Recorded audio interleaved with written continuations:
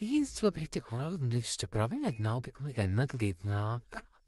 Ползваме такива ластички. Много хубави. Ако искате гледната, която ще се получи, пишете на Валк. Долно черта 25. Ще се върна след някакви секунди, като направя гледната.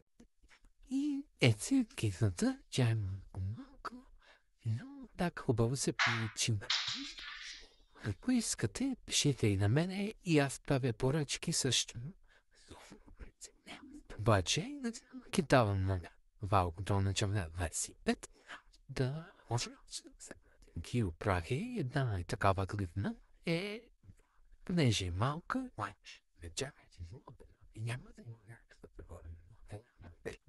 тези, където са по две ластички, са 2 лева.